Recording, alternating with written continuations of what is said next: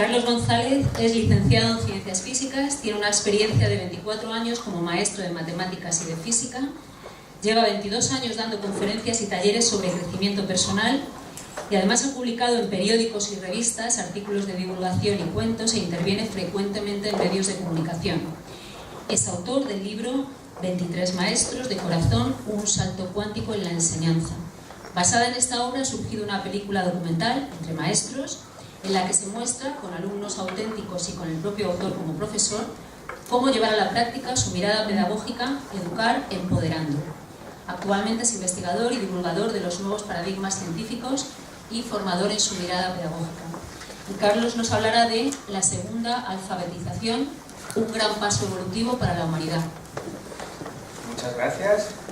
Gracias a vosotros por esta organización maravillosa y una de voluntad y de imaginación, ¿no? Es una delicia. ¿Cómo no creer en el mundo con organizaciones como la vuestra, ¿no? Sería un pecado. Y también gracias a todos los que estáis aquí sentados, ¿no?, por vuestra presencia y atención. Dos palabras mágicas, ¿no?, en la exposición que voy a hacer: presencia y atención. Porque ese empoderamiento del ser humano del que voy a hablar se basa en ser los dueños de nuestra presencia y atención. Si ahora yo cojo a uno de vosotros y os insulto, capto vuestra atención. Luego, no somos dueños de nuestra atención ni de nuestra presencia. De hecho, la idea de educar empoderando del maestro es ir cambiando la autoridad por la presencia. Cosa no sencilla, pero... Y yo, esos 24 años que fui profesor de bachillerato en secundaria, pues claro, si cambias muy rápido de la autoridad a la presencia, se te va la clase. Entonces ahí aprendí muchísimo, me equivoqué muchísimo, ¿no? Y a mí lo que me gusta es investigar. Entonces yo fui 24 años profesor de física y matemáticas en bachillerato, pero yo estaba investigando. Entonces, de alguna forma, yo estaba haciendo... Porque yo era un ingenuo cuando llegué a la facultad de física, y cuando acabé, a mí me gusta investigar, digo, venga, hacer la tesina, la tesis, y voy y le digo a la doctora, le digo, pues yo quiero investigar algo que no se ha investigado, y le entra un ataque de risa, ¿no? Fue un buen aterrizaje aquí, ¿no? Digo, hombre, tal. Bueno, empecé una tesina y me aburrí, la verdad es que me aburrí. Y claro, bueno, pues voy a la enseñanza que me gusta y llegar a la vida, y claro, ese investigador que llevo dentro, pues es que no hacía más que investigar. Y se salía de los contextos académicos y se desbordaba, ¿no?, aquello. Y claro, nadie me decía lo que tenía que investigar, porque como no había una doctora que me decía lo que... Claro, además la doctora me explicó, oiga, es que si usted tiene que hacer algo novedoso como este, no lo puede hacer la facultad, ¿qué le iba a llevar la tesis doctoral a este? Esto no tiene sentido, ¿no? Entonces me dio ese aterrizaje y esos 24 años me dio el despegue, podríamos decir, de ver al ser humano de una forma diferente, ¿no? Lo que está muy manoseado lo de salto cuántico, pero yo diría el sentido que le doy aquí, no el utilitarista que se le da muchas veces, ¿no?, como salvador de todo el alternativo, podríamos decir, ¿no? Pero hay una base científica del salto cuántico, que es lo que a mí me maravilló. Claro, mi exposición, en vez de versar de la evolución del ser humano desde el pasado hasta ahora, es desde ahora hasta el futuro. Así de atrevido soy. Ahora explicaré de dónde nace este atrevimiento, ¿no? Es decir, ¿cómo es posible que puedas hablar de la evolución del ser humano en el futuro, ¿no? Bueno, pues me baso en mi visión de físico, curiosamente. Porque claro, cuando yo llegué a la facultad de física, llegué persiguiendo las estrellas. Me gustaban mucho las estrellas, quise ser astrofísico, astrónomo, investigar el universo, ¿no?, sin darme cuenta que estaba predestinado a estudiar otro universo, la naturaleza humana. Esas estrellas eran los seres humanos, que hemos sido educados sin astros con luz propia, sin ser astros con luz propia. O sea, hemos sido instruidos, no educados, ¿no? El exducere aún no se ha desarrollado. Estamos en meter cosas dentro, ¿no? Y de ahí nace el cientificismo. Entonces, enfrentarse al cientificismo te convierte en cientifista. Es un laberinto que terminas haciendo lo mismo, ¿no?, en el otro lado. No, hay que hacerlo desde dentro. Por eso yo admiro mucho a Máximo, que vendrá después, ¿no? Y en mi formación de Educar Empoderando, él está presente, no lo sabe porque hoy le he conocido personalmente, pero como un ejemplo de trabajar dentro del sistema, ¿no? Me parece maravilloso lo que hace. El darwinismo. En física no hay ningún problema, porque en física llevamos a todo conocimiento estructurado teorías. Pero curiosamente, en biología y en otros puntos no se les llama teorías. Con lo cual, claro, librarse de una verdad cuesta mucho más que librarse de una teoría. Entonces, la palabra teoría para mí es mágica. Entonces, ¿qué diferencia hay entre la física y el resto del conocimiento? La física moderna, ¿eh? Pues una diferencia sustancial, un cambio de paradigma. Una mirada que si la llevas a la filosofía cambia la visión del ser humano, ¿no? ¿Cómo me empecé a dar cuenta en la facultad? Era entonces la carrera de 5 años, la licenciatura, y en tercero había la física cuántica. Todo el mundo estaba pensando en la cuántica. Pues íbamos a ver algo nuevo, ¿no? Y el primer día, el profesor de física cuántica hace esta pregunta. La tenía estudiada todos los años, era un genio, vamos, en esto. Dice, ¿sabéis por qué se llama cuántica a este conocimiento, a esta rama de la física? Y deja un silencio estudiado. Ahora esa te va a decir nada. Dice, se llama cuántica porque solo unos cuantos la entienden.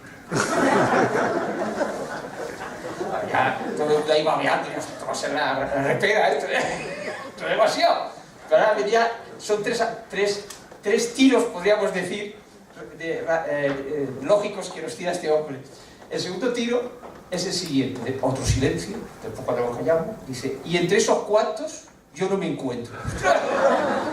Ya, el alucine total, ¿no? El estudio de cuántica dice que no la entiende. Y el tercer tiro, que dice, ¿y sabéis por qué? Porque no quiero volverme loco.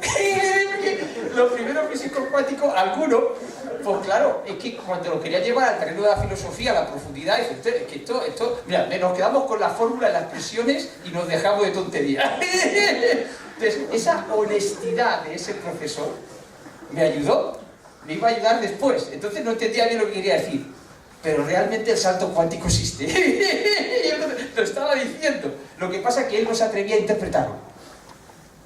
Entonces, lo que yo hice es extrapolar ese salto cuántico de la física a todo el conocimiento humano, a la visión del ser humano. Hice una extrapolación. La teoría de los fractales de matemáticas, pues fractalidad, lo amplío. Y claro, el laboratorio tenía seres humanos. Mi experiencia era desde el corazón, no los veía como ratas, como... ¿no? Eran seres humanos con luz propia. Ellos me iban a enseñar con su sabiduría. Mis alumnos fueron mis maestros. Y mi paga de profesor, mi beca para hacer mi doctorado. Libre, ahí, con el tiempo que me diese la gana. Bueno, cuando acabé ese doctorado, o la investigación de doctorado, 24 años, no está mal. Dejé la enseñanza, digo, pues esto hay que formularlo, hay que seguir investigando a tiempo total, ¿no? Porque claro, los exámenes y todo esto me estorbaban bastante, en secundaria, siempre corrigiendo. Claro, yo estaba transmitiendo la idea de instrucción, pero los exámenes están basados en la instrucción. Entonces, no me puedo pelear con lo establecido, porque no sería un movimiento de corazón. Esta evolución de la que voy a hablar es un movimiento de corazón, donde corazón y mente se funden en este nuevo paradigma, ¿no? Entonces, este nuevo paradigma es para ver la belleza en el paradigma anterior. Porque si tú no ves la belleza en algo, tú no lo has comprendido desde el corazón. Para mí eso es vital. Pero para ello hay que entender que el último misterio de la vida no lo vamos a resolver nunca. Menos mal, porque si no ya nos podemos morir. Entonces, mi visión que tengo yo sobre el misterio de la vida es como este teatrillo que tenemos aquí, ¿no? Es decir, detrás del telón está el misterio de la vida. ¿Qué hace el nuevo paradigma? Darnos un mayor escenario. Pero mucho más. Pero el misterio continúa detrás. Con lo cual no tengo que luchar contra las creencias de nadie. Porque, claro, pero sí, donde a veces fricciono, es que se confunde la verdad con las creencias. Y ahora voy a decir una cosa que a muchos científicos les enerva, ¿no? Las teorías científicas son creencias. Hasta las mejores. Claro que son creencias. En física lo tenemos clarísimo, la física moderna. Es clarísimo. O sea, a ver si falla esta teoría para poner otra nueva.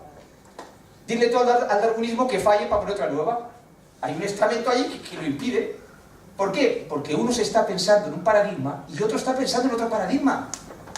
Por eso la física ha inaugurado la época digital. Fijaos, en un coche están las dos físicas. El motor de explosión, antigua física, contamina, crea problemas. El GPS es otra forma de pensar, es otra forma de vivir. Y si profundizas en la educación, otra forma de ver el ser humano. Descubrir potenciales. Potenciales que tú no puedes descubrir, por el efecto teoría del nuevo paradigma. Veréis, una de las cosas que yo aluciné en física fue la siguiente. Cuando yo comprendí el alcance de las teorías del nuevo paradigma, no de la vieja física. Las teorías del nuevo paradigma vaticinan cosas. ¡Ostras! Aquello me dejó... Yo lo explicaba el profesor y ¿por qué el profesor no para la clase aquí? Esto es demencial, seguía con la instrucción. Pero no se da cuenta lo que está diciendo. Os voy a poner un ejemplo clarísimo, ¿no? La relatividad, la nueva física, ¿no? Bien, entonces, la relatividad la establece Einstein para explicar cosas que no se explicaban. Perfecto. Una vez la formula, oh sorpresa, vaticina cosas para las que no había sido creada. Y esto ocurre en todas las teorías del nuevo paradigma. Y las del viejo no. Qué curioso, ¿no? Una prueba más de que es un nuevo paradigma de pensar. Tenemos una oportunidad que no tuvo ni Platón. ¡No la desperdiciemos! Es la entrada de este nuevo paradigma, los grandes sabios lo hubiesen deseado. ¿No? Por cierto, ¿cómo se deshonra a Sócrates? Conócete a ti mismo. Llevaba a mis alumnos a selectividad y yo preguntaba a la profesora de filosofía. Digo, pero bueno, tanta importancia que se da a la selectividad a Sócrates y nadie les enseña a conocerse a sí mismo. Esto es una deshonra a Sócrates. Y no me entendían. Que Sócrates no quiere que le pongan los altares, el pueblo quiere que enseñe a que se conozca a los alumnos. No había forma. Eso es el academicismo, el cientifismo. Programados. No importa que seas un genio, estás programado igual. Es una cuestión de despertar, de darte cuenta de ese nuevo paradigma. No es cuestión de genialidad, afortunadamente. Porque no hay nada más antidemocrático que los genios. Es una cosa alucinante, ¿no? Entonces, seguimos con el efecto de la teoría de la física moderna. Claro, a mí, yo alucinaba cuando los profes lo explicaban, pero ellos nunca iban a la profundidad, se quedaban en la aplicación. Claro, yo me quedaba frustrado, digamos así. Entonces, claro, la relatividad, de repente, entre las cosas que vaticina, que es como fue evidenciada, no demostrada, ojo los profes, que constantemente solo se puede mostrar las matemáticas, y no hay manera que lo entienda, no se puede mostrar el darwinismo, no se puede mostrar ninguna cosa en una ciencia experimental. Son teorías, son metáforas para explicar la realidad, con una magia de que la explican, que es una magia, sí, es fantástico, pero es una teoría, es una creencia. Qué miedo hay decir que es una creencia. Necesitamos las creencias porque nos ayudan a pensar en la misma dirección. El problema es el dogma. El problema es no entender que es una creencia. Benditas sean las creencias. Porque si son verdades, no tenemos nada que hacer. Claro, la creatividad nace de crear esas creencias, resolver el mundo con una creencia, con otra, pero sin dogmatismos. Y desde tu creencia que se ve. Pero eso significa un empoderamiento del ser humano. Es decir, me voy a tu creencia y observo el mundo. Y luego veré si me interesa o no. No somos capaces. Porque hemos sido instruidos, tenemos miedo de contaminarnos de la otra creencia. Eso es el desempoderamiento humano. Y yo, en esa evolución que os propongo, es el empoderamiento humano. El ego es egoísta porque está desempoderado. Es al revés. Esa mala imagen del ego, yo. Sin yo no hago nada. El egoísmo existe porque el ego no se ama a sí mismo. Pero ¿cómo se va a amar a sí mismo con la mala prensa que tiene? Y si no ve belleza en él. El ego es conciencia, es la conciencia humana. Una mala prensa increíble, ¿no? Ya veis que pongo todo patas arriba. Pero no es una revolución, es una evolución. Porque con esta mirada veo la belleza de lo anterior. Si yo condeno lo anterior, me condeno a mí mismo. Toda experiencia, todo lo que hemos vivido es por algo y tiene un enriquecimiento. Una cosa de ese viejo paradigma es hacernos sentir pequeños, desempoderados, nos permite una cosa que ni los mismos dioses pueden permitirse. Descubrir un color del arco iris del amor que si fuésemos Dios nunca descubriríamos. Fijaos lo importante que es la grandeza de la pequeñez. ¿Y sabéis cuál es? La compasión. ¿Quién va a tener compasión de un Dios? Si lo fue de todo. Es la grandeza de la pequeñez. ¿Cómo es posible que no nos hayan dicho esto? Vamos a hacernos más grandes viendo la belleza de la pequeñez. No nos estorba a nadie. No puede ser una mirada del corazón si nos estorba a alguien. Si la creencia de uno es para luchar contra otro, eso no es una mirada del corazón. Y sin la mirada del corazón no hay sabiduría en la mente. Son contradictorios. Es una contradicción total. Bueno, pero vamos a la teoría de una cosa, el Power nunca me da tiempo a darlo, o sea que no hay problema. Ya hemos quedado con la organización que a los socios se os pasará y en los demás se os colgará una página para que lo descarguéis. Pero bueno, ya hace sentir seguro, ¿no? Hay 15 principios de una alfabetización que ya os dejaré que lo veáis por vuestra cuenta en su lugar. Pero para eso está la era digital. O sea, por ejemplo, una cosa de instrucción y lógica. Tomar apuntes textuales. Pues grábate la clase, hombre. ¿Para qué quiere el móvil? Entonces, lo que hacemos Educar Empoderando son los apuntes creativos. ¿Qué me provoca esto? Aunque sea un rechazo. Me apunto lo que me provoca y luego escucho por partes y haciendo cosas diferentes el audio. Porque vas a entender de forma diferente las cosas haciendo cosas diferentes. Y además, ¿no sabéis? Fregar los platos y eso se puede convertir en algo agradable. Me pongo un audio, por ejemplo, de Máximo, porque ya le tengo muy listo, con el audio me basta, y yo voy ahí, y entonces me sublevo ante Máximo. Ostras, qué bien, ¿no? Aquí hay que sublevarse también ante Máximo. Sublevarse para evolucionar, viendo la belleza del discurso de Máximo, ¿no? Y su sabiduría. Y estando en desacuerdo con él. Pues sí, es fantástico. Y qué bien estar en desacuerdo, ¿no? Bueno, entonces, lo que decíamos, las teorías, la magia de las teorías de la física moderna. Entonces, ¿cómo se iba a evidenciar que funcionaba la relatividad? Y que dejará de funcionar en algunas cosas y tendremos otra teoría. ¡Es fantástico! ¡Es maravilloso! En cambio, el cientificismo se hunde cuando falla algo. Porque no hay un ejército de teóricos dispuestos a cambiar radicalmente su mirada. Y en física sí. Qué curioso, ¿no? Entonces, la relatividad se evidenció su funcionamiento porque pronosticaba, y no había sido diseñado para eso, que la luz se tendría que curvar ante una masa muy grande, como la del Sol. Y entonces, astronómicamente, se tomaron unas placas, ¿no? Y se evidenció que ocurría milimétricamente lo que pronosticaba. ¿Y si eso no es magia?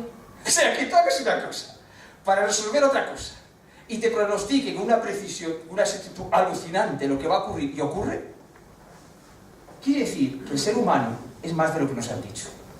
¿De dónde captamos esa información? ¿Cómo es posible que a este se le ocurra? Él llegó a decir, es que iba en el tranvía y me empezaron a venir ideas raras. El ser humano es mucho más. ¿Cómo es posible que no se haya estudiado dónde viene la creatividad? ¿Pero qué es esto? Tanta instrucción.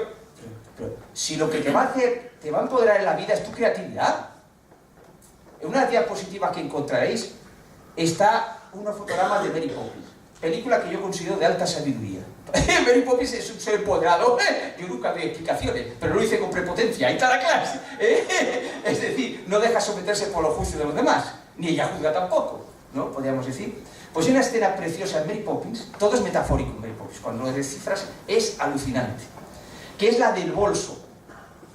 Entonces, ella saca de un bolso que trae, está con los niños y empieza a sacar el perchero, no sé qué, saca lo que anhela tener allí para que sea su hogar, ¿no? Perfecto. Y va el niño, lo veréis en el fotograma que os he puesto, y mira debajo de la mesa, veis hay un truco, coge el bolso, mira y no hay nada. Claro, si lo entiendes textualmente no lo entiendes. Es todo metafórico Mary Poppins, es una película de sabiduría. Pamela Travers estuvo haciendo autoconocimiento en Alemania, que es la autora de los libros, y luego Walt Disney le dio la magia que le faltaba, la del niño. Es fantástico.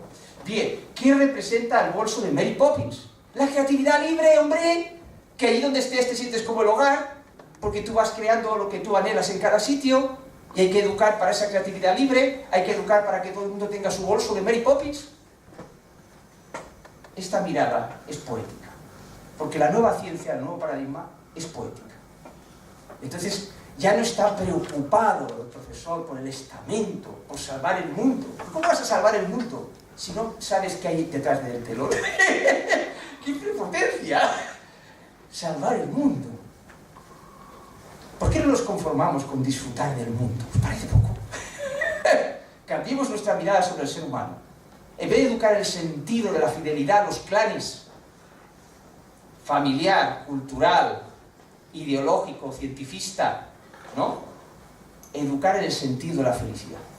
Y eso solo se puede hacer a través de la sabiduría que une la mente y el corazón. Y eso, desde mi punto de vista, solo se puede hacer con este nuevo paradigma, del cual la punta del iceberg salió en física. Bueno, ¿y por qué sale en física? Primero, porque tiene el concepto de teoría el físico, que el otro no tenía. Segundo, porque la física había desmaterializado el conocimiento, cosa que no han hecho las demás ciencias. Es decir, 200 años que la física ha desmaterializado el conocimiento. A principios del siglo XIX, la física empieza a aplicar el concepto de campos electromagnéticos. Pues esto no se ve ni se puede tocar. ¿Cómo vamos a explicar la vida solamente con lo que se ve? Si la física lleva 200 años explicándola, nuevo paradigma, física moderna, trabaja con 11 dimensiones. Toma ya. Dice, es imposible explicar lo que veo si no me imagino que existen otras dimensiones. Al físico se le permite. Al biólogo no se le permite. ¡Qué curioso! Porque está más anclado, no está en ese nuevo paradigma.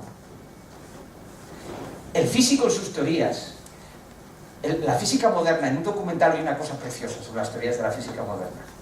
Decía, se les tiene que exigir coherencia, lenguaje matemático. Muchas teorías de la biología no tienen coherencia, a mi modo de ver. A lo mejor digo una barbaridad, porque no soy biólogo, pero lo voy a decir, qué caramba. Para mí el darwinismo es inconsistente. Porque, claro, lo hablo desde el desconocimiento solamente profundo, pues digo que igual es una tontería, pero yo la dejo porque no sé lo que puede mover, ¿no? En física no se aceptaría, tal como he entendido yo el darwinismo, que las especies se adapten al medio y a la vez lo modifiquen. Eso es una incoherencia. En física esa teoría no se acepta, no se va ni a la práctica, porque tiene que ser coherente. Tú no puedes crear el medio y a la vez adaptarte al medio. Solución del nuevo paradigma. Hay dimensiones que no ves. Tienes que cumplir la teoría como la física. Es imposible. Esa no es autoconsistente, esa es la palabra.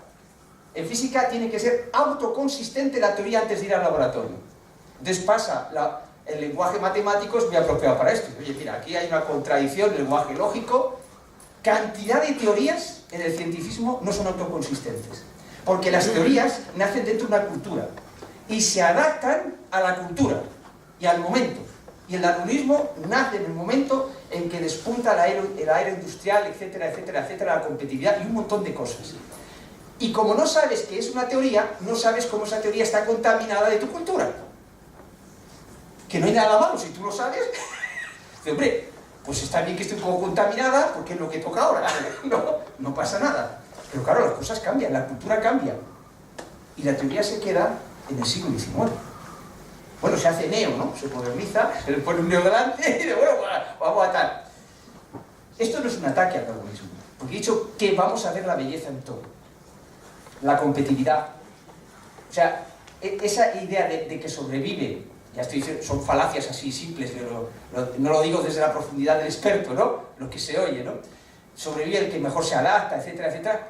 Oye, suena mucho también a la economía que tenemos muchas veces, ¿no? ¿Es misterioso? No, no es misterioso. Es que nacen juntas. Entonces, si cuando hacemos una teoría no investigamos la cultura, ni cómo nos influye, pues va a estar contaminado de eso. Es muy importante esto. La relatividad no obedece a ninguna cultura, es transcultural. La nueva física es transcultural. Y este nuevo paradigma que os presento es transcultural. ¿Qué significa transcultural? La etapa siguiente a la cultura. ¿Cómo lo explico? Con una metáfora. Todas las teorías son metáforas. Por cierto, la segunda característica de las teorías de la física moderna, que sean autoconsistentes.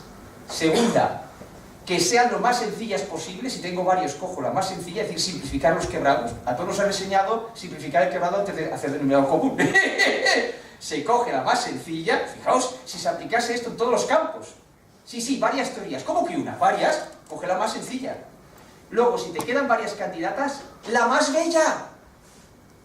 Por eso en la física se ponen nombres poéticos. Es una cosa sorprendente. Y luego cojo yo la biología y no lo veo esos nombres poéticos. ¿Qué está pasando aquí? ¿Qué ocurre? Ocurre que la tecnología digital va 200 o 300 años por delante de algunas miradas de biología, por ejemplo. En la base de sus teorías. No digo en el esfuerzo académico. Yo no diciendo que hay una belleza. Digo en la mirada, que es del antiguo paradigma, que es mecanicista, que está materializada, que solamente ve el pensamiento, la conciencia emanando del cerebro, que tienes que suponer que hay dimensiones que no ves como la física. ¿De qué iba a funcionar tu móvil? Si no. Ya hay intentos con Rupert Sheldrake de los campos morfogenéticos. Es que la idea de campo tiene que penetrar en todo el conocimiento. En todo, hasta en la geología. Pues claro que tienes que formular la idea de campo. Y eso es desmaterializar el conocimiento. Si no hubiésemos desmaterializado el conocimiento, no habría móviles. Pero tú vas al médico y ocurre una cosa muy graciosa, tremendamente graciosa en el médico, que te hace un diagnóstico basado en el antiguo paradigma utilizando aparatos de nuevo. Es decir, te hace una resonancia magnética nuclear que se basa en haber trascendido la idea de materia e interpreta lo que te pasa solamente materialistamente. Una incoherencia que la física no permitiría de nuevo. Esto es una incoherencia. Es decir, que las ciencias experimentales que no son la física tienen que entrar en el nuevo paradigma. Pero a mí me interesa sobre todo que entren las personas.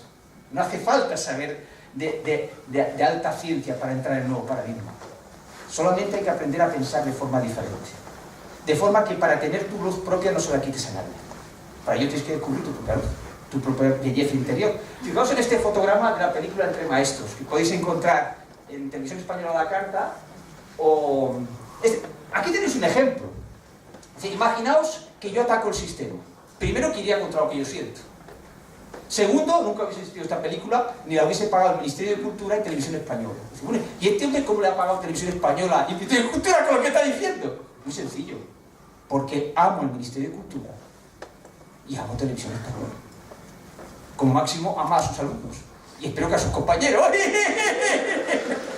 Más difícil, ¿no? Pero ese es el gran secreto. Ellos están experimentando otra cosa. Si todo el mundo lleva una sabiduría interior, que es la base de educar empoderando, una luz propia, yo aprendo de todo el mundo. Porque a lo mejor el ego de esa persona está atrapado en una creencia que ve como verdad, sí. Pero hay una sabiduría detrás de ese ego. Y si yo la escucho, la voy a interpretar, me va a venir en forma de metáfora, como Mary Poppins. Gracias, ¿cuánto me has ayudado? Y el otro no se ha enterado de nada. Porque me ha dado un mensaje que está ahí en forma de metáfora. ¿Ves esta nueva forma de pensar? Ya no lucha las humanidades con la ciencia. Es que la ciencia es poética. Sin corazón no hay subjetividad. Esta nueva ciencia que os presento, ya me he saltado, de poco ya me salgo, esta nueva ciencia que os presento es transobjetiva. La palabra trans, para mí, es la clave. Porque no significa que vas contra lo anterior, sino que vas al paso siguiente. Y yo no puedo dar un paso siguiente si no existen los otros pasos. Es imposible. Por lo tanto, estoy agradecido a que exista. ¿Qué sería de Máximo sin el darwinismo? Fíjate todo lo que te ha motivado. ¡Claro! Pues hay que estar agradecido. Sí, efectivamente. Es fantástico. Si no sabemos el misterio de la vida, ¿cómo podemos decir que algo no sirve para nada? Ni del pasado ni del futuro. Quitémonos nuestra prepotencia cultural y entremos descalzos en las creencias de los demás. Y a lo mejor en esas creencias vemos cosas que la persona que cree no ve. Eso es delicioso. Claro, porque claro, tú tienes otra perspectiva y descubres algo que la otra persona no ha visto. Fascinante. ¿Se habrá dejado Máximo alguna belleza en el darwinismo sin ver? Pregunta inquietante, ¿no? Después de tanto tiempo. Es que cuando tú amas las cosas, entonces las comprendes. Y si yo no amo el pasado, no puedo amar el futuro, ni el presente. Hay que enseñar al ego, a la conciencia humana, a amarse a sí mismo. Fijaos, ser humano. Si lo dice todo. El antiguo paradigma está en dualidad. En Oriente ya hablaban de esto, está en dualidad, las cosas se enfrentan entre sí, ¿no? Entonces, ser humano en el antiguo paradigma se enfrenta el ser al humano. Y entonces, claro, el humano siempre es inferior al ser. Una lucha ahí, ¿no? No, el nuevo paradigma, el humano es parte del ser.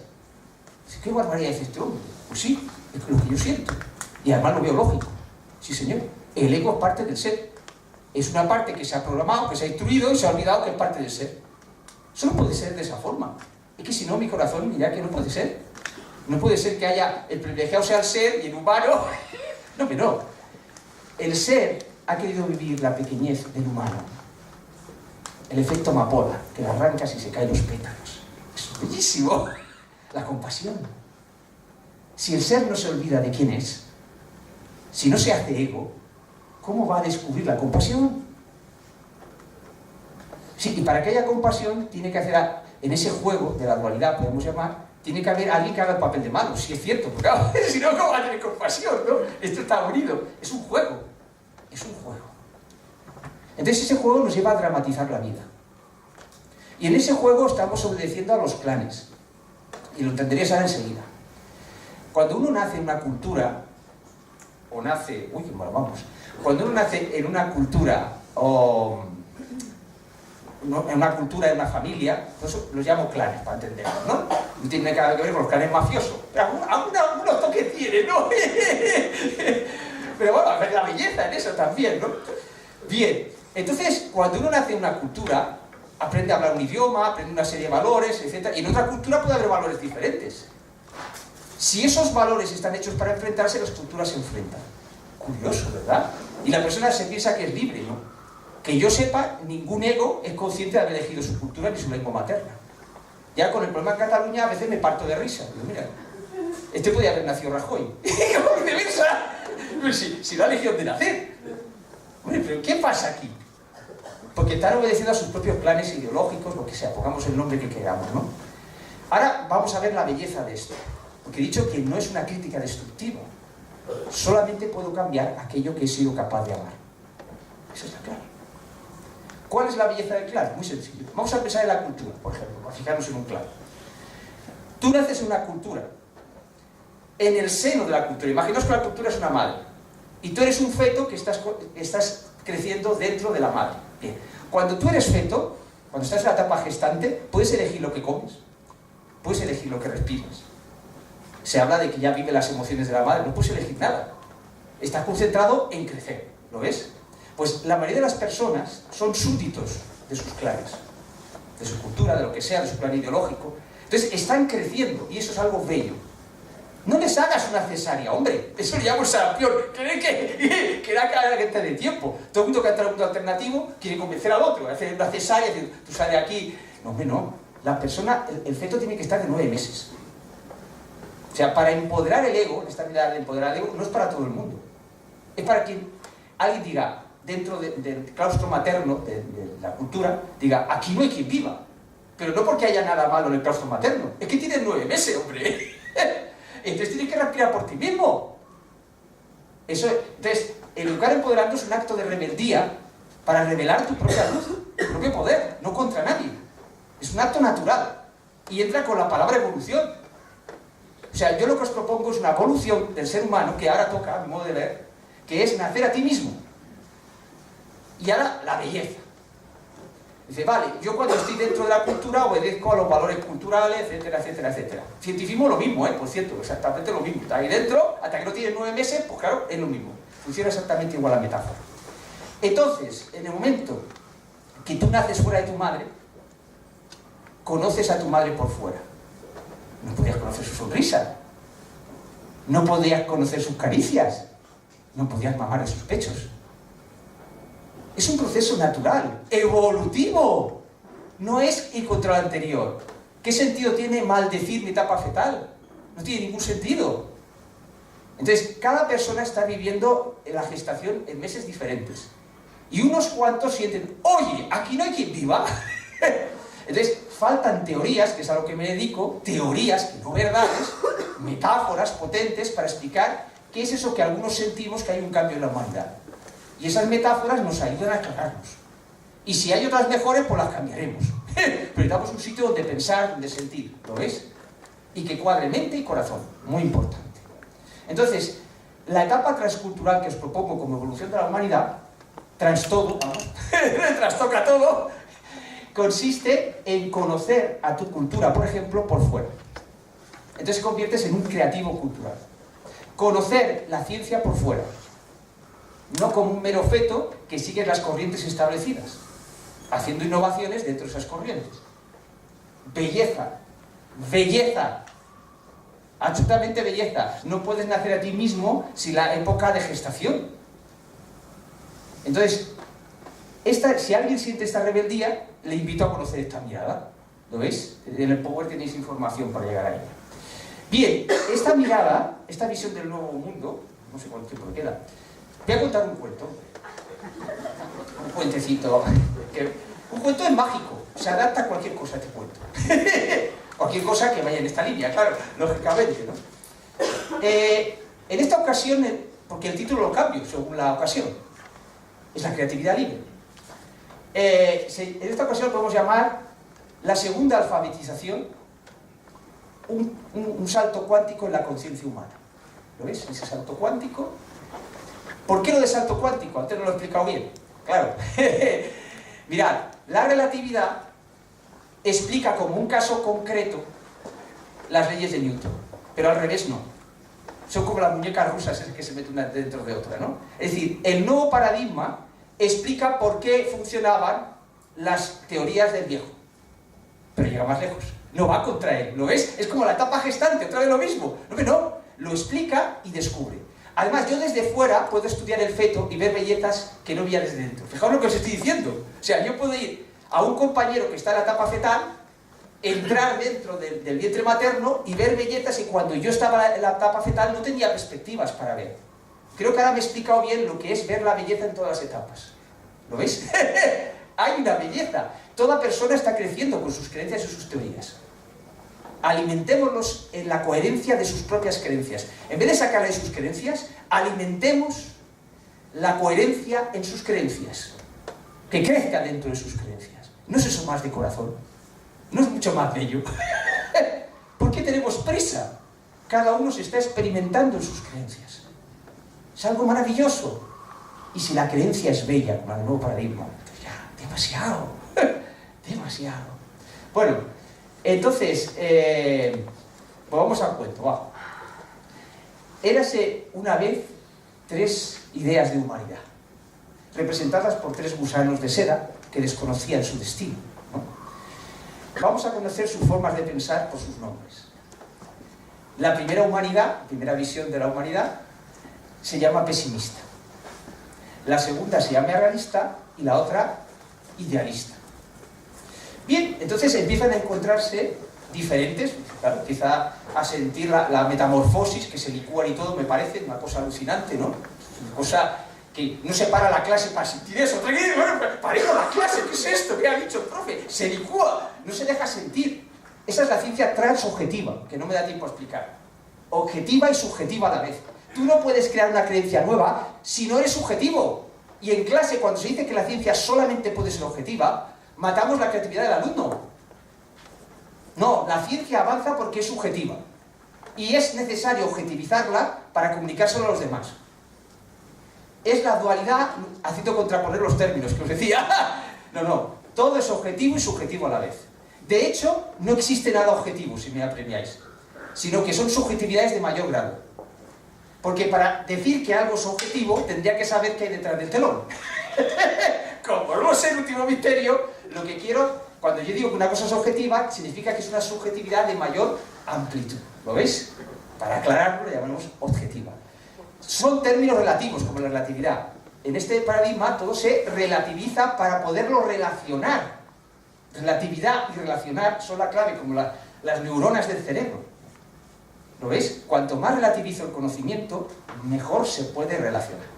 Bueno, érase una vez los 3 gusanos de seda. Y entonces vamos primero a pesimista. Tengo olvidado este lado, no sé por qué. Vamos a ver. Pesimista se siente la transformación y claro, desde sus creencias dice: me encuentro fatal, ¿eh? Estoy bien fastidiado, por no decir otra palabra.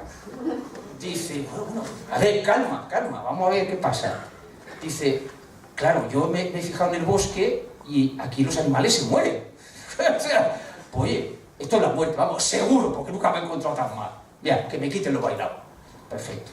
Llegamos a realista y dice, realmente me encuentro mal, ¿eh? Pero nunca me había encontrado tan mal. Vamos a mirar en el bosque, a ver si me inspira algo. Ah, claro, hay animales que tienen heridas o están enfermos un tiempo y luego se curan. Claro, hay que ser realista.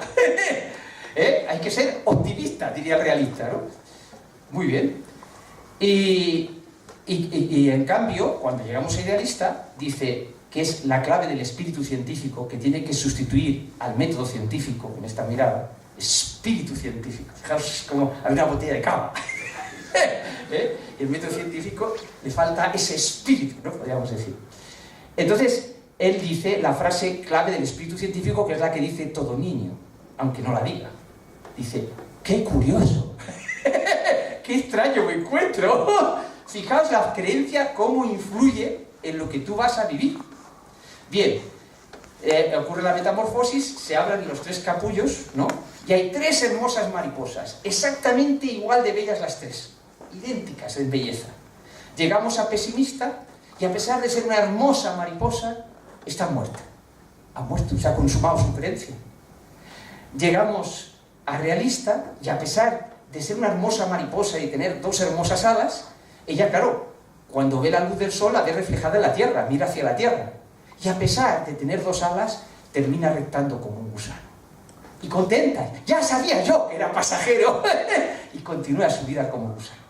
Y llega idealista y cuando sale el capullo, ¿qué hace? Mira sus espaldas, descubre sus alas y empieza a volar llenando de luz y color todo el bosque. Colorín colorado, este cuento ha comenzado. Porque el que colorín colorado, el cuento ha terminado, es la base del cientifismo. Colorín colorado, este cuento se ha terminado, es lo que dice en el colegio, y tú aquí no puedes poner nada. Cuando expliqué el cuento a vuestros niños, acabarlos con colorín colorado, este cuento ha comenzado y que vas a cambiar de él. Incentivar la creatividad libre. O sea, fijaos, hasta un cuento está en el antiguo paradigma. De aquí no se toca nada.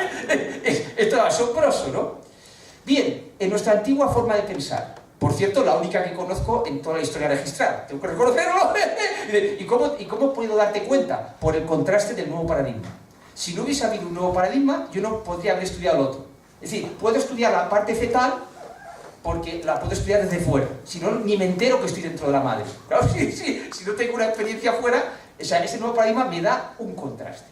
Entonces, casi seguro que si os dijese cuál de los 3 personajes, o cuál de las 3 humanidades, en este caso, ¿no?, os apuntaríais, casi todos os iríais hacia una, ¿verdad? ¿Sí? Pues esa es la vieja forma en que hemos ido instruidos. Tener que elegir una cosa y condenar otra. No, pero no, hace falta las 3. O sea, tú necesitas el pesimista para saber lo peor que te puede pasar y prevenirlo, por ejemplo, la contaminación. Necesitas el realista también, ¿no? De dónde partes, podríamos decir. Y el idealista, que te da una visión de futuro. Ahora bien, no le deis la visión de futuro al pesimista y al realista, porque estamos perdidos. ¿Lo veis? Que es lo que se suele hacer. Con este cuento ha quedado muy claro cómo hemos sido educados. Cómo se desempodera el ego por dentro, contraponiendo las cosas, luchando las cosas dentro, eligiendo una cosa en detrimento de otra, eligiendo una teoría en detrimento de otra teoría. ¿Lo veis? Y si se hace así, las teorías no pueden hacer el amor. Claro, imaginaos las teorías. Pero en dualidad, las teorías tienen cada una un límite, ¿no? Y se enfrentan, luchan en el límite. ¿Lo ves? Vale. Ahora imaginaos que ese límite es la piel humana. Te voy a tocar el corazón a esta mujer. No cojo un bisturí y la abro. Le toco la piel. Las teorías las creencias tienen que hacer el amor. Tocándose la piel, tocándose sus límites. Sin límites yo no puedo investigar. Pero esos límites limitan una experiencia. No la verdad. ¿Lo veis? La verdad ya la encarnamos en lo que somos y lo que vivimos. Parece poco. Es bestial. El misterio que vivimos es alucinante. Había unos físicos locos que decían en el siglo XIX que ya estaba todo descubierto. ¡Qué prepotencia! Una cosa alucinante, ¿no? Esta idea cientifista. ¡Qué barbaridad, hombre! Ninguna ciencia está preparada para explicar la vida por sí sola. Y eso lo sabéis bien aquí. Si no, solo daría biología, ¿verdad? Entonces, en el nuevo paradigma, esa biología se impregna de por sí. Sus teorías se embellecen. El corazón está presente. Y es transobjetiva, es decir, es objetiva y subjetiva a la vez. Si Einstein no hubiese sido subjetivo, no hubiese podido crear la teoría de la relatividad. Entonces, cuidado si hay algún profe aquí. Y decís que la ciencia tiene que ser objetiva por obligación.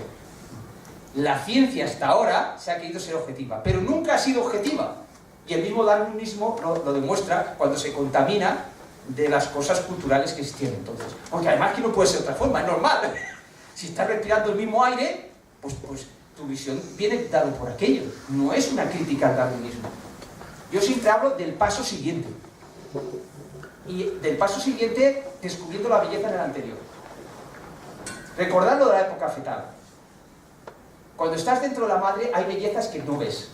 Cuando tú eres un biólogo que estudia con la ecografía, con las medidas que tengamos ahora, verás cosas que como feto no tenías conciencia. Por lo tanto, aunque nosotros vayamos a la etapa siguiente, seguimos aprendiendo de la anterior. No nos sobra nadie. ¡Qué belleza! Fijaos en esta imagen de la película Entre Maestros. Lucy, Luz, está mirando para adentro, pero está disfrutando de lo que encuentra. ¡Qué interesante! El autoconocimiento antiguo, porque yo antes, claro, yo estudié de todos, esoterismo, estudié todo, miré todo, ¿no?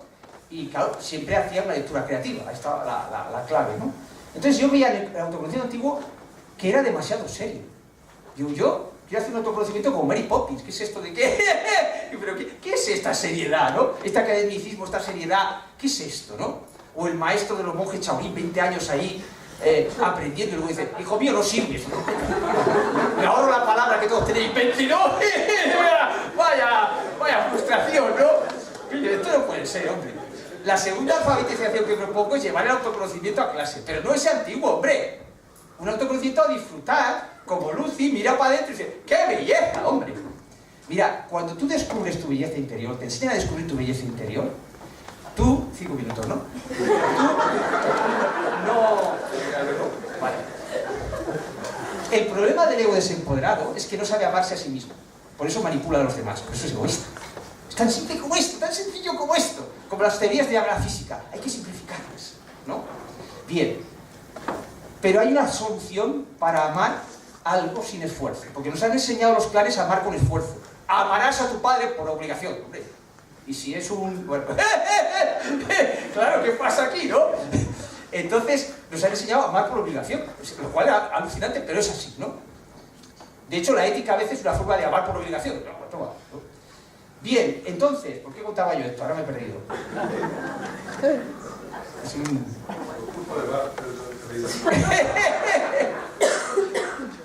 Bueno, ¿es donde estaba yo? La belleza y el amor, sí. Ahora. Para mí esto es muy importante, este descubrimiento. Es decir, uno ama sin esfuerzo aquello que ve bello. Lo voy a repetir otra vez. Uno ama sin esfuerzo aquello que ve bello. ¿Lo veis? No ningún esfuerzo. Las madres, cuando tenéis vuestro niño recién nacido, lo veis bello, y a lo mejor decís, no ha sido tan guapo, ¿no? Pero no tenéis más remedio que amarlo, porque lo veis bello. ¿Lo veis? Entonces, este autoconocimiento es para descubrir nuestra belleza interior. Cuando tú descubres tu belleza interior, tú te amas sin esfuerzo. No te necesitas una ética, una moral, no, te amas sin esfuerzo. Mirad, la sabiduría de este paradigma es el paso siguiente a la ética y a la moral. De momento, bendita sea la ética y la moral. Pero cuando uno adquiere esa sabiduría del corazón y lo lleva a la mente, porque la ética y la moral son como las leyes, ¿no? Y entonces, la sabiduría del nuevo paradigma le llamo yo la sabiduría gallega. ¡Depende! Es relativo, depende. Y tú, cuando tú una norma ética, a decir cualquiera, ¿no? La que sea, pues claro, es que, como pasa con las leyes, pues depende, ¿no? ¿Qué? Aquí quiere decir que la ética y la moral están sustituyendo otra cosa que tenemos que descubrir. ¿Me explico? Entonces la gente evoluciona con éticas y morales más hacia el corazón. Hay una evolución dentro de la dualidad, podríamos decir. Pero el paso siguiente que yo propongo es decir, vamos a desarrollar una sabiduría anterior donde las palabras no luchan entre sí, donde descubres tu belleza interior y esa sabiduría te va a decir en cada caso lo que tienes que hacer. Si no hay forma, porque el intranet, este intranet conectar contigo mismo, pues la conexión es mala de momento, hay que reconocerlo, ¿no? Y yo también, entonces desconexiones, ¿no? Bueno, pues para eso tienes la ética y la moral más elevada que tú consideres, ¿no? Pero si estás conectado, haz caso a tu sabiduría. Porque es la sabiduría del depende.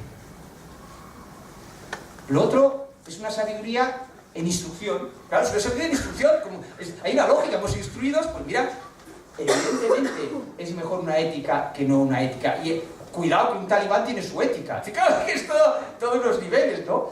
Y discutimos sobre las éticas y las morales. Pero cuando tú vas a la sabiduría del corazón, del corazón auténtico, no el corazón de los dramas, que también tenemos un corazón auxiliar, ¿no? Para los dramas y todo esto tenemos un corazón para los seriales, ¿no? Ese corazón auténtico que está fuera del juego, de la dualidad, de los enfrentamientos. Entonces, cuando tú empiezas a aprender a mirar y a pensar, porque una mirada dual que se emplea en el mundo alternativo es decir, no, el corazón es más importante que la mente, ya estamos, ya han caído la trampa otra vez. No, el corazón nunca diría que es más importante que otra cosa. ¿No ves que es una contradicción lógica? El corazón está al servicio de todo.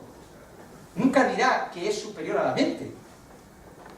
Entonces, ese corazón del que hablo está dentro de todos nosotros. Y la biología actual no puede verlo, porque eso se tiene que ver en un nuevo paradigma, en una nueva visión de la biología basada en la conciencia y no en el materialismo. ¿Lo veis? Y la física es la que más se ha aproximado a la conciencia en este momento. Porque para aproximarse a la conciencia tienes que desmaterializar. Fijaos todas las cosas que la ciencia oficial no explica. Os invito a hacer una lista. ¿Veis que hay cantidad de cosas? Claro, para un físico es muy sencillo, es que falta una teoría. Las teorías se agotan. Sí, sí. Llega un momento que la teoría se agota. ¿Cómo lo noto? Ya voy terminando. Muy sencillo. Por ejemplo, en medicina.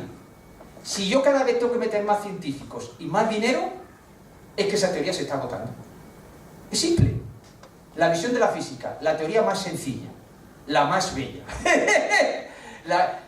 Entonces, claro, el físico dice, pues esta mirada está agotada. Aquí esta cosa de física, que esto no funciona, hay que buscar otra teoría.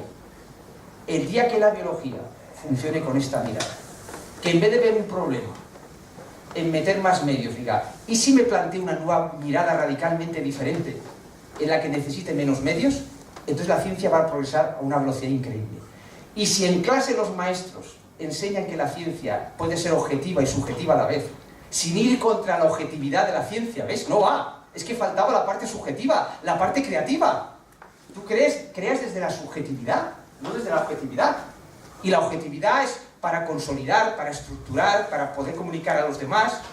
Entonces, esa forma dual de pensar es la que provoca los dramas. Y ahora ya hablo para todo el mundo, ¿no? En la vida de todo el mundo. ¿Cómo es posible que no queráis vivir dramas con vuestra pareja y con vuestros hijos y sin embargo aparezcan?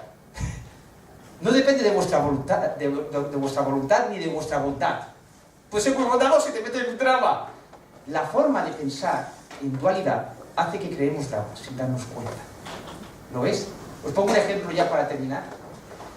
Por ejemplo, en la evolución esta de la conciencia, muchos místicos ya lo han dicho, estaríamos de acuerdo, hay que dejar de juzgar de la forma descalificativa a las personas, ¿no? Y entonces Jesús dice, no juzgues y no serás juzgados. Vale, muy bien. Pero Jesús nunca nos dice cómo. Curioso, ¿verdad? Así como la filosofía en el bachillerato. Esto es importante, pero no nos dice cómo. Claro, porque nos tocaba a nosotros, amigos. ¿No? Entonces, no juzgues y no serás juzgado, eso no resuelve el problema. Falta el paso siguiente. Porque si tú te condenas por juzgar, vuelve a ser un juicio. ¿Vais viendo el problema? Sí. Voy a dejar de juzgar. Pues está juzgando el juicio. Eso le llamo yo el laberinto de la dualidad. Entonces, esas cosas hacen que nuestra mente, a pesar de tener ese cerebro tan poderoso, entre en colapso. Y cree dramas sin querer crear dramas. ¿Lo veis? Es nuestra forma de pensar que nos está colapsando. Entonces, ¿cómo se trasciende el juicio? No cómo se combate, error. Combatir el juicio es un juicio. ¿Vais cogiendo la idea? Eso está en nuestra forma de pensar. ¿Cómo se trasciende el juicio? Muy simple. Viviéndolo como un juego. Claro, es la única forma. Porque cuando tú vives algo desde la sabiduría del niño, desde la sabiduría del juego, ¿no? Entonces tú puedes dejar de jugar. Pero si tú crees que eso es la vida, tú no puedes dejar de jugar. Pero si tú lo vives como un juego y entiendes cómo funciona, puedes dejar de jugar. Es la sabiduría del niño. En Educar Empoderando trabajamos con la sabiduría de las edades, que es precioso, pero ya no me da tiempo más. No sé para qué hemos montado el Power. Pero bueno, a ver si había... Así, esto es como hemos sido educados. ¿Veis? El sol de lo importante es lo que dice nuestra cultura, los clanes, lo que es importante. Y hemos sido educados como planetas sin luz propia, dando vueltas. Hay que encender la luz propia, nuestra sabiduría interior. Y algo evolucionario, no revolucionario. Preguntar en clase, por ejemplo, una cosa que yo recomiendo siempre. cuando yo hago formación de profes. Digo, cojamos la teoría de Darwin, no que tenga manía Darwin, es que la más fácil, ¿no? Entonces, cojamos la teoría de Darwin, ¿no? Y a los alumnos le decís que es una teoría, y que investiguen qué teorías alternativas hay en la red. Ellos saben que en el examen de selectividad no van a poder poner aquello, pero ellos han ganado contraste sobre la teoría de Darwin, la van a conocer mejor.